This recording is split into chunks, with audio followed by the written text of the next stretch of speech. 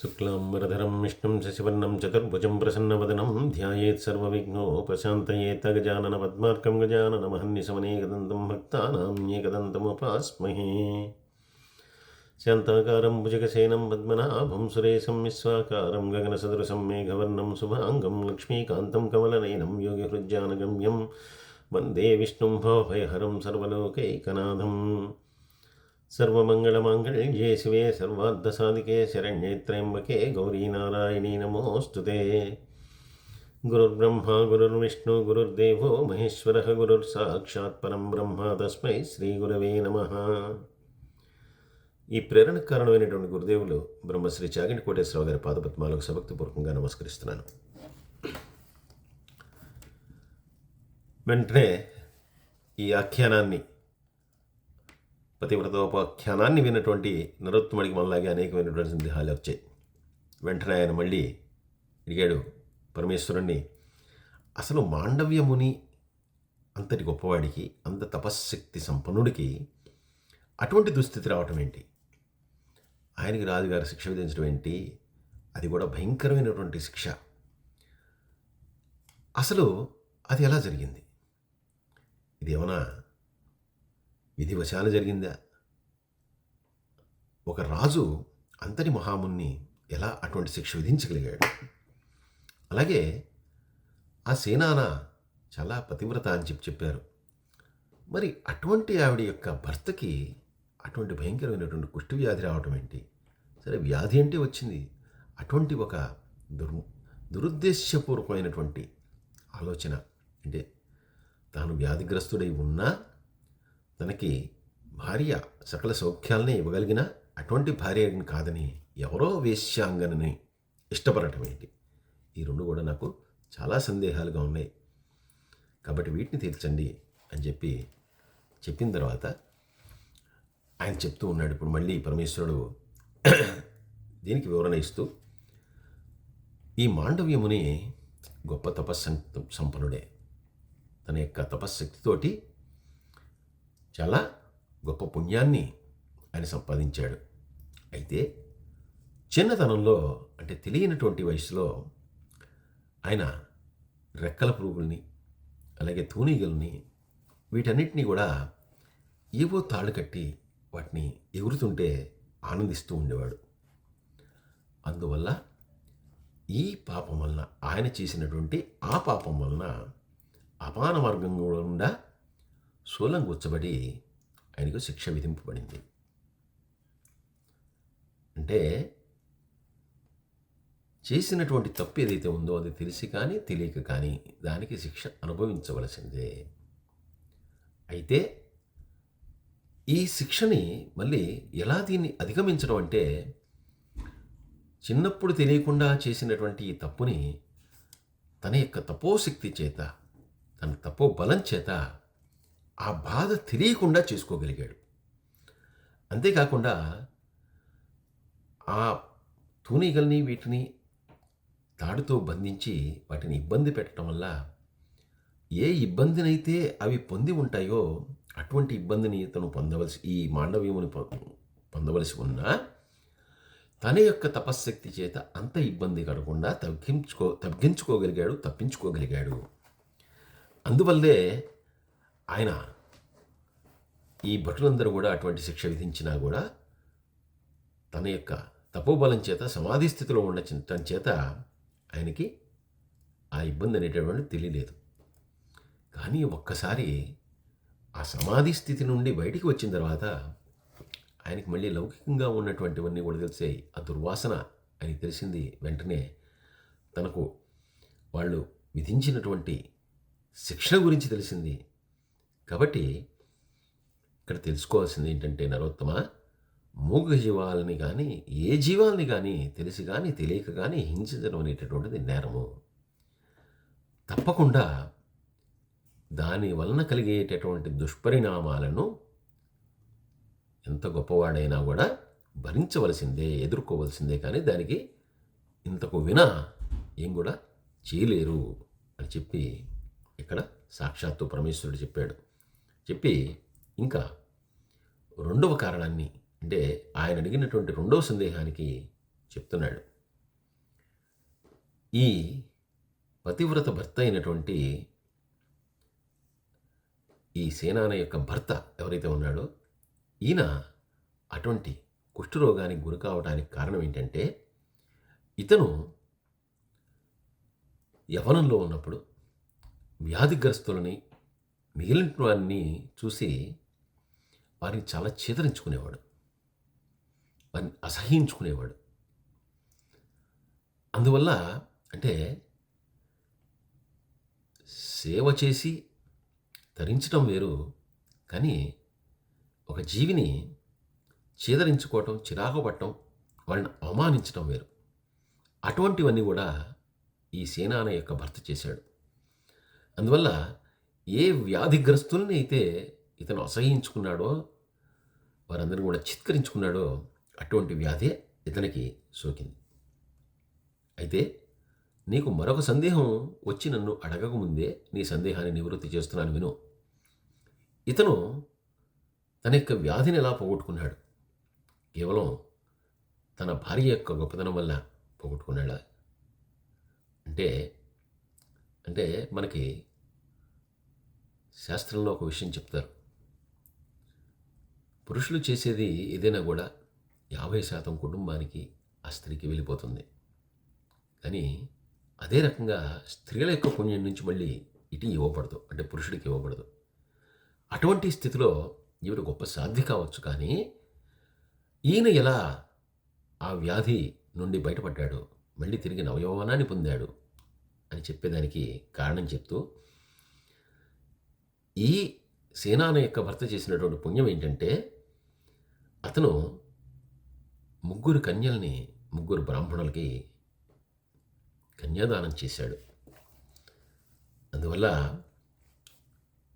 భూలోకంలో కన్యాదానం కంటే గొప్పదైనటువంటి పుణ్యకార్యం మరొకటి లేదు. కాబట్టి ఎవ్వరూ కూడా విస్మరించకుండా తప్పకుండా చేయవలసినటువంటిది ఏంటి అంటే, సకాలంలో తమ యొక్క కుమార్తెని ఒక పురుషుడికి ఇచ్చి వివాహం చేయటం, ఆ సమయంలో కన్యాదానం చేయటం. అందువల్ల ఇది పార్వతీ పరమేశ్వరుల యొక్క సంవాదంగా కూడా చెప్పబడింది. కాబట్టి తప్పకుండా కన్యాదానం ఎవరైతే చేస్తారో వారికి విశేషమైనటువంటి పుణ్యం అనేటటువంటిది కలుగుతుంది. అందువల్లనే ఈ బ్రాహ్మణుడు 3 కన్యలను దానం చేశాడు చక్కగా. అందువల్ల ఇతనికి అటువంటి పుణ్యం కలిగింది. అందువల్లనే ఇతను ఆ వ్యాధి నుండి మళ్ళీ బయటపడ్డాడు. అంతేకాకుండా పూర్తిగా స్వస్థుడై చిరకాలం జీవించాడు అని చెప్పి పరమేశ్వరుడు చెప్పిన తర్వాత, మహానుభావ ఈ శుభ యొక్క పాతివ్రత్యాన్ని గురించి, ఆవిడ యొక్క గొప్పతనాన్ని గురించి చెప్పారు. అలాగే తులాధురుడి గురించి కూడా చెప్పండి అని చెప్పి మళ్ళీ అడిగిన తర్వాత ఆయన చెప్తూ ఉన్నాడు. అన్నిటికంటే గొప్ప ఆయుధం ఏదైనా ఉందంటే కనుక అదేంటంటే సత్యము. అందుకు సంబంధించి మనకి సత్యహరిశ్చంద్రుని మించినటువంటి గొప్ప ఉదాహరణ మరొకటి లేదు. ఈ సత్యము అనేటటువంటిది సూర్యోదయం జరిగినంత కాలం కూడా వర్ధిల్లుతూనే ఉంటుంది. అంటే మనము పుడతాము, మరణిస్తాము, అనేకమైనటువంటి జన్మల్ని ఎత్తుతూ ఉంటాం. కానీ ఆ సూర్యభగవానుడు అనేటటువంటి ఆయన మహానుభావుడు, నిత్యం కూడా ఆయన ఉదయిస్తూనే ఉంటాడు. సమయ పాలన అనేటటువంటి దానికి మనకి సూర్యుని కంటే గొప్ప ఉదాహరణ ఇంకేది కూడా ఉండదు. అందువల్ల శాశ్వతమైనది ఏమిటంటే ఆ సూర్యోదయము, సూర్యాస్తమయం. అందువల్ల ఈ సత్యము అనేటటువంటిది ఎలా అయితే అవి స్థిరంగా ఉంటాయో అలాగే స్థిరంగా ఉంటాయి. అంటే శాశ్వతమైనటువంటిది సత్యము. కాబట్టి ఈ సత్యము అనేటటువంటి దాని వలన లోకాలన్నీ కూడా ఎటువంటి ఇబ్బందులు లేకుండా, ఉత్పాతాలు లేకుండా అవన్నీ కూడా స్థిరంగా ఉండటానికి కారణం ఏంటంటే సత్యము. ఎప్పుడైతే సత్యము నుండి మానవుడు భ్రష్టుడవుతాడో, సత్యాన్ని వదిలేస్తాడో, అప్పుడు అధోగతుల పాలైపోతాడు. కానీ సత్యాన్ని విశ్వసించి సత్యాన్నే పలికి సత్యసమ్మతమైనటువంటి కార్యాలు చేసేటటువంటి వాళ్ళు ఎవరైతే ఉంటారో వాళ్ళందరూ కూడా సశరీరంగా భగవంతుని యొక్క ధామానికి చేరుకుంటారు. అందుకే ఈ సత్యము అనేటటువంటిది దేవతలకి, ఋషులకి, మహనీయులకి, వీళ్ళందరికీ కూడా ప్రతిరూపమైనటువంటిది. గతంలో కూడా ఎంతోమంది ఈ సత్యం వలన భవబంధ విముక్తులై బ్రహ్మలోకాన్ని చేరుకున్నారు. వాళ్ళ చరిత్రలన్నీ కూడా ఎప్పటికీ శాశ్వతంగా ఉంటాయి. తులాధరుడు కూడా అటువంటి వాడే. అతను నిత్యం కూడా సత్యధర్మాన్ని ఆచరించేటటువంటి వాడు, అలాగే సత్యాన్ని మాత్రమే మాట్లాడేటటువంటి వాడు, సత్యమైనటువంటి కార్యములు మాత్రమే చేసేటటువంటి వాడు. అందువల్ల ఈ తులాధరుడు అనేటువంటి వాడు సాక్షాత్తు ఆ ఆదిత్యుడితోటి, అంటే సూర్యభగవానుడితో పోల్చదగినటువంటి వాడు. సత్యాన్ని మాట్లాడటం అనేటటువంటిది చాలా కష్టమైనటువంటిది. హరిశ్చంద్రుడు ఎన్ని ఇబ్బందులను ఎదుర్కొన్నాడో మనం విన్నాము. సత్యాన్ని పలకటం వల్ల ఎన్ని ఇబ్బందులు వచ్చినా చివరికి తను ఎటువంటి స్థితిని పొందాడో కూడా మనకి ఆయన యొక్క చరిత్ర చెప్తుంది. సత్యహరిశ్చంద్రుడి యొక్క కథ మనకి తెలియజేస్తుంది. కాబట్టి సత్యం అనేటటువంటిది అంత విశిష్టమైనటువంటిది. ఒక త్రాసులో 1000 అశ్వమేధ యాగాల ఫలితాన్ని, సత్యాన్ని కనుక ఉంచితే సత్యం వైపే ఆ త్రాసు మొగ్గు చూపిస్తుంది. అంటే 1000 అశ్వమేధ యాగాల వల్ల వచ్చేటటువంటి పుణ్యము కన్నా సత్యాన్ని పాటించటం వల్ల వచ్చేటటువంటి పుణ్యం అనేటటువంటిది బహుదా శ్రేష్టమైనటువంటిది. ఈ తులాధరుడు అనేటువంటి వాడు శ్రమించి ఆహారాన్ని సంపాదిస్తాడు. ఎప్పుడూ కూడా ఇతరుల యొక్క ఆదాయాన్ని, ఇతరుల యొక్క సంపదని అతను ఆశించలేదు. అలాగే తాను ఏదైతే ధర్మబద్ధంగా సత్యంగా సంపాదించాడో దానికి తగ్గటువంటి జీవన విధానాన్నే అనుసరించేవాడు. సాధారణమైనటువంటి దుస్తులు ధరించేవాడు. కేవలం తన యొక్క ఉదర పోషణ అర్థమై ఆయన ఆ జీవహింస అనేది చేసేవాడే కానీ ఇతరత్ర ఆయనకు జీవహింస చేయాలనేటువంటి కోరిక లేదు. కానీ తన వృత్తి అది కాబట్టి ఆ వృత్తిని వృత్తిగా భావించి చేశాడు. కానీ ఆయన ఏ రోజు మాంసభక్షాలని ఆయన స్వీకరించలేదు. సాధారణమైనటువంటి జీవితాన్ని గడిపాడు. ఎంత కావాలో అంతే సంపాదించుకున్నాడు. ఈ తులాధరుణ్ణి అనేక రకాలుగా నేను పరీక్షించాలని చెప్పి ప్రయత్నం చేశాను. ఒకసారి అనేకమైనటువంటి సంపదలను అతనికి అందజేశాను. కానీ వాటిని తీసుకుని ఆయన రాజుగారికి అందజేశాడు. ఈ సంపద నాది కాదు, ఇది భూమిలో దొరికినటువంటిది అని చెప్పి ఆ బంగారు నాణాలతో ఉన్నటువంటి ఆ పాత్రలంతటిని కూడా ఆ రాజుగారికి అప్పచెప్పేశాడు. అలాగే అనేక సార్లు నేను ఇతరుల ద్వారా దానికి మంచి మంచి వస్త్రాలని వాటిని అందుకునేలా చేశాను. కానీ వాటన్నిటినీ కూడా తిరిగి మళ్ళీ వేరే వాళ్ళకి పంచిపెట్టేశాడు. కానీ తను ఎప్పుడు కూడా తీసుకోలేదు. ఒకసారి నేనే స్వయంగా ఒక సన్యాసి వేషంలో అక్కడికి వెళ్ళాను. వెళ్ళిన తర్వాత అతనికి ఏ రకంగా అయినా నా అనుగ్రహాన్ని ఇద్దామని చెప్పి అనేక రకాలుగా నేను కోరుకున్నాను. నువ్వేదైనా కోరుకో, నేను భగవంతుని ప్రార్థించి నీకు అది కలిగేలా చేస్తానని.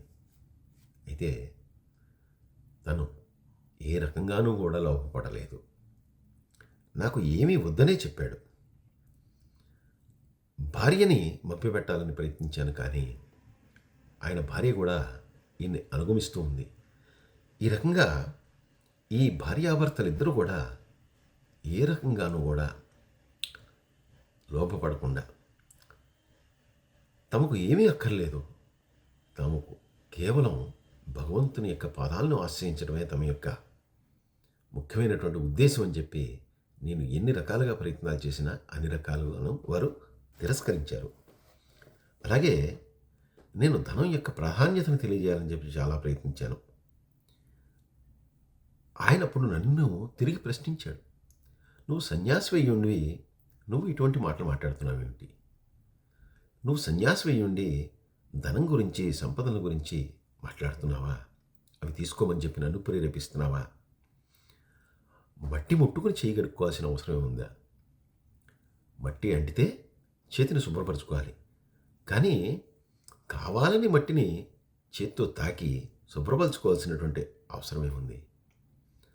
ఆశ అనేటటువంటిది ఒక పెద్ద భయంకరమైనటువంటి విషవృక్షం. కాబట్టి నాకు అటువంటిది లేదు. నేను అటువంటి లోభానికి నేను గురికాను. మీరు పరమయోగ్యులు, యోగి పుంగవులు, మీరు ఇటువంటి ఉపదేశం నాకు ఇవ్వకూడదు. అందువల్ల నాకు అటువంటి వంచలు లేవు, నాకు అటువంటి కోరిక లేదు. నేను కష్టపడి పని చేసుకుంటున్నాను. పని చేసుకున్నటువంటి దానికి నాకు తృప్తిగా ఏదో లభిస్తోంది. దాంతో నేను, నా భార్య, పిల్లలు ఆనందంగా ఉన్నాం. ఇంతకంటే నేను కోరుకునేది ఏమీ లేదు అని చెప్పి నేను ఎన్ని రకాలుగా ప్రలోభ పెట్టినా కూడా ఎక్కడ కూడా ప్రలోభపడలేదు. కాబట్టి కేవలం సత్యాన్ని, ధర్మాన్ని ఆశ్రయించినటువంటి ఆ తులాధరుడి కంటే గొప్పవాడు ఎవడు ఉంటాడు? అందుకే అటువంటి సత్యధర్మవ్రతాన్ని చేపట్టినటువంటి ఆ తులాధరుడికి భూత భవిష్యత్ వర్తమానాలన్నీ కూడా తెలుస్తాయి.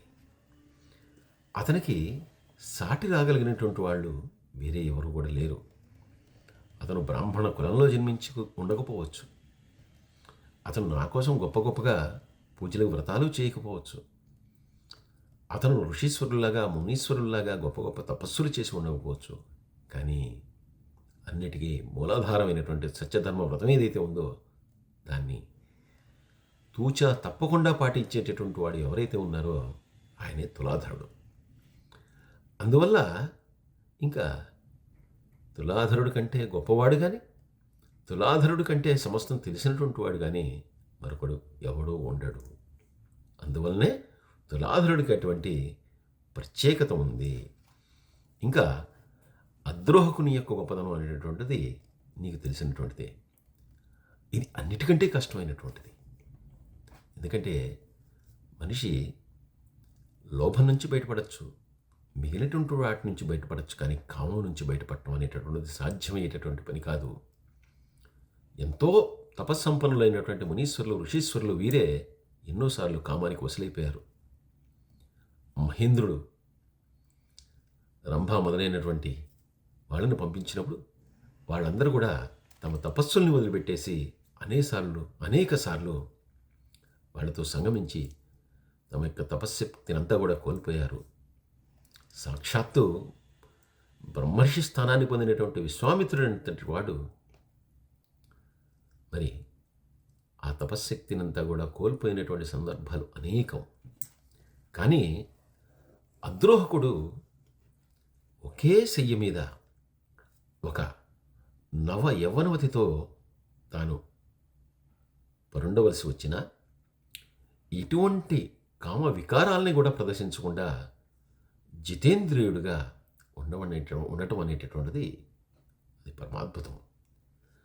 కాబట్టి అందువల్లనే అద్రోహకుడికి అంతటి గొప్పతనం ఉంది. మునులకు, జ్ఞానులకు కూడా కష్టసాధ్యమైనటువంటి దాన్ని ఆచరించి చూపించినటువంటి వాడు అద్రోహకుడు. అందువల్లనే అద్రోహకుడికి అంతటి గొప్ప శక్తి కలిగింది. శుభ కానీ, తులాధరుడు కానీ, ఈ అద్రోహకుడు కానీ వీళ్ళు అంతటి గొప్పవాళ్ళు. అందుకే సద్బ్రాహ్మణుడు అయినటువంటి నీకు కూడా అర్థం కానటువంటి విషయాలన్నీ కూడా వాళ్ళకి తెలుసు. నీకు కూడా లేనటువంటి జ్ఞానం వాళ్ళకు ఉంది. నీకు కూడా అర్థం కానటువంటి విషయాలు వాళ్ళకి అర్థమవుతాయి. కారణం వాళ్ళ యొక్క ఈ గొప్పతనం అని పరమేశ్వరుడు చెప్తూ ఇప్పుడు నువ్వు కూడా ధన్యుడు అయ్యావు. ఎందుకంటే సాక్షాత్తు నా చేత ఉపదేశాన్ని పొందావు కాబట్టి, ధర్మోపదేశాన్ని పొందావు కాబట్టి, ఇప్పుడు నువ్వు కూడా వారి స్థాయికి చేరావు. కాబట్టి నీకు కూడా మరణాంతరం స్వర్గప్రాప్తి కలుగుతుంది. కాబట్టి ఏ సందేహాలతో అయితే నువ్వు ఉన్నావో ఆ సందేహాలన్నీ కూడా నివృత్తి చేయబడ్డాయి. కాబట్టి నువ్వు చక్కగా వెళ్ళి ఈ ధర్మాన్ని, సత్యాన్ని పాటిస్తూ లోభాన్ని దరిచేయనీయకుండా ఆ పరమేశ్వరుని యొక్క పాదాలని ఆశ్రయించి సత్ఫలితాల్ని పొందు అని చెప్పి నరోత్తముడికి ఆ పరమేశ్వరుడు ఉపదేశించాడు. సర్వే జనా సుఖినో భవంతు, సంస్థలో సుఖినో భవంతు. స్వస్తి.